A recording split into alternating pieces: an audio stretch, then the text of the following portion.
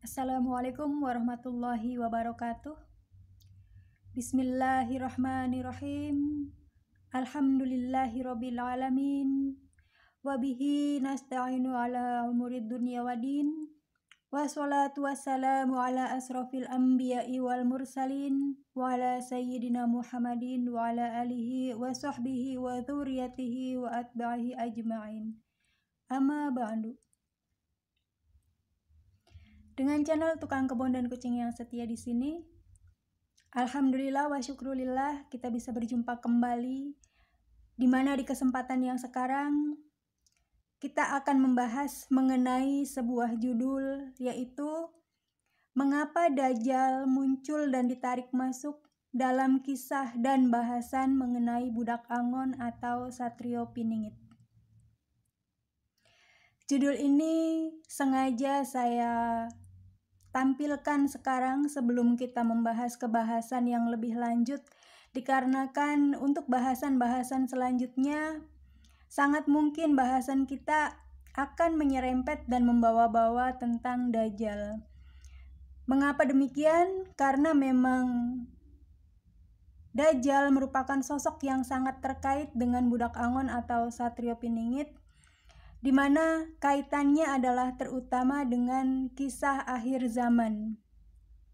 Sebagaimana yang disabdakan oleh beliau Rasulullah Muhammad SAW tentang akhir zaman, yang ujar beliau, sebelum datang kiamat, maka akan mengalami fase-fase sejarah kemunculan, yaitu sosok sang khalifah kelima.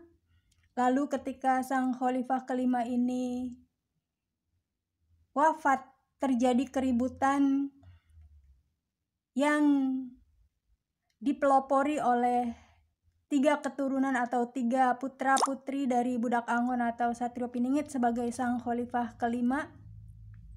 Lalu setelah itu akan muncul Imam Mahdi, setelah itu akan muncul Dajjal, setelah itu akan muncul atau turun Mesiah, yaitu Masih Isa al-Masih alaihi salam. Setelah itu akan muncul Ya'juj dan Ma'juj.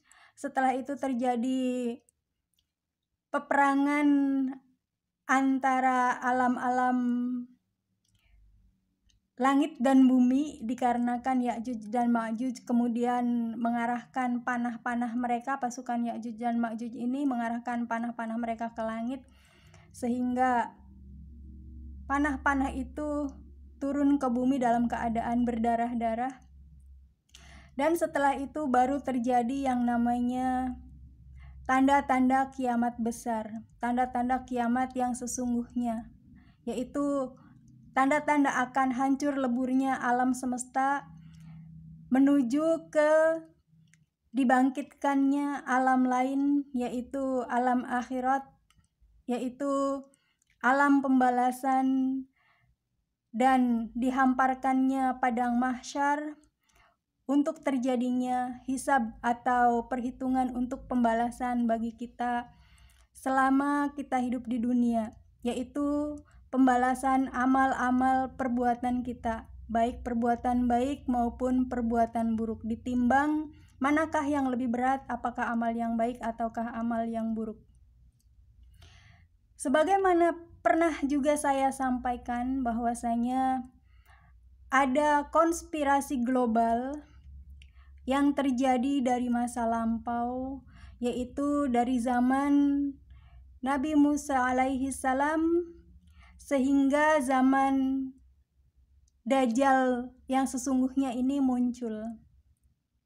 Dikarenakan hal itulah saya kemudian mengetengahkan judul ini agar sahabat sekalian tidak merasa kaget dan tidak terheran-heran, dikarenakan sejarah dari negeri kita ini sebagai negeri yang ditentukan dan ditakdirkan untuk menjadi tempat munculnya sang budak Angon atau Satrio Piningit atau kelak menjadi Ratu Adil, atau yang dalam hadis Rasulullah Muhammad SAW disebut sebagai Khalifah Rashidah, khalifah yang kelima, khalifah yang penghabisan.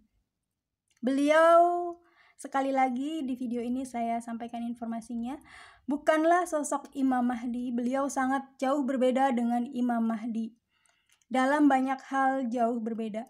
Nah, di sini hubungannya kenapa saya menyampaikan tentang Dajjal, sebagaimana saya sebutkan juga secara sepintas di konten yang sebelum-sebelumnya, bahwa ada kekuasaan, ada kekuatan yang sangat kuat yang itu mencengkeram bumi kita dan mengarahkan jalan sejarah dari bumi kita ini terhadap suatu kekuatan-kekuatan yang kita kenal sebagai Dajjal, sebagai penyebar paham akhir zaman. Dajjal, sebagaimana kita semua yakini bahwa kekuasaannya kelak di akhir zaman akan mencapai semua titik, semua jenak, semua jengkal bumi, semua arah dari tanah kita di planet bumi ini, kecuali Mekah dan Madinah, dan insya Allah kecuali tempat beliau Budak Angon atau Satrio Piningit atau Sang Ratu Adil, dikarenakan berkah dan karunia dari sisi Allah Subhanahu wa Ta'ala, insya Allah, amin. Disinilah berdiri yang namanya keiri dengkian dari Dajjal tersebut terhadap sosok Budak Angon atau Satrio Piningit, dikarenakan sosok Budak Angon atau Satrio Piningit adalah raja yang sesungguhnya, penguasa bumi yang sesungguhnya, Khalifatullah, Khalifah Allah, pemimpin dunia yang sejati yang sesungguhnya. Dikarenakan di tangan beliau Budak Angon atau Satrio Piningit atau Sang Ratu Adil atau Khalifah Rashidah, inilah bumi kemudian diserahkan. Tidak ada satu jengkal pun, tidak ada satu titik pun dari muka bumi ini yang tidak disentuh olehnya. Itulah perbedaan kekuasaan antara Dajjal dengan beliau Sang Ratu Adil. Dikarenakan kondisi yang demikian itu, Dajjal merasa sangat iri hati. Dan kenapa Dajjal serta Budak Angon atau Satrio Piningit ini sesuatu yang sangat penting untuk kita ketahui, dikarenakan juga ada hubungannya dengan iblis sebagai leluhur, sebagai hulu dari aliran genetis secara gaib mereka berdua ini, yaitu Dajjal dan Budak Angon. Insya Allah bahasannya mengenai hal ini akan saya ketengahkan di dalam bahasan mengenai iblis, Dajjal dan Budak Angon atau Satrio Piningit. Demikian yang bisa saya sampaikan. Untuk materi-materi selanjutnya, mudah-mudahan sahabat sekalian sudah ada memiliki